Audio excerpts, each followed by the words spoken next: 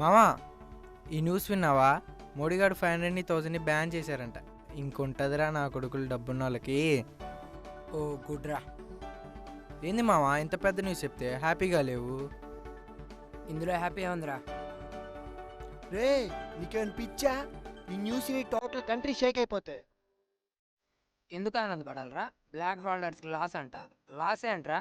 ఆ డబ్బంతా ఎవడి మీదరా సంపాదించింది? మన మీదేగా. అవునరా, నిజమేరా. ఈ నాయకులు ప్రజల పట్ల ఇంకెప్పుడు నిజాయితీగా ఉంటారా? ఉండరు మావా, తెలియని ప్రజల కోసం వీళ్ళెందుకు త్యాగాలు చేయాలి? త్యాగం చేయమని లేదురా, నిజాయితీగా ఉండమంటున్నా. ఈ రోజుల్లో నిజాయితీగా ఉంటే త్యాగం చేసినట్టేరా. చా, ఇంకెన్నాళ్ళరా? నా కొడుకు అమెరికాలో చదువుతున్నాడు, నా కొడుకు యూరోప్లో చదువుతున్నాడు, నా అల్లుడు ఆస్ట్రేలియాలో చదువుతున్నాడు అని చెప్పుకునేది మనం. నా కొడుకు నేను పుట్టిన భారతదేశంలో అని సగర్వంగా చెప్పుకునే స్థాయికి ఎప్పుడు వెళ్తాంరా మనం? మన దేశంలో ఇవన్నీ కష్టం రా. అవినీతి నల్లధనం నిర్మూలతోనే సాధ్యమయ్యిద్ది. ఎవరూ కదల్చలేరనుకున్న నల్లధనాన్ని కూడా మోడీ గారు కదల్చగలిగారు. ఇలాంటి నాయకుడు ఉంటే ముందు ముందు రోజుల్లో దేశం చాలా అభివృద్ధి చెందుతుందిరా. మావా, నువ్వు కోరుకున్న మార్పు ఇప్పుడు రావాలంటే అసాధ్యం రా. అసాధ్యాన్ని కూడా సాధ్యం చేసేవాడారా మనిషి అంటే.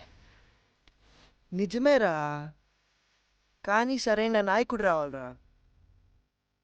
భగత్ సింగ్, మహాత్మా గాంధీ, అల్లూరి సీతారామరాజు, వీళ్ళంతా సరైన నాయకులే కదరా.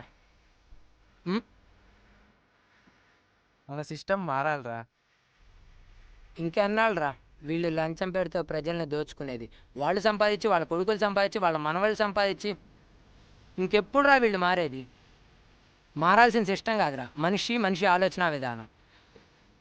మార్పు అంటే ఎక్కడో ఆకాశం నుండి ఊడిపడదురా. నీలో, వీళ్ళలో, మనలో, మనందరిలో రావాలిరా.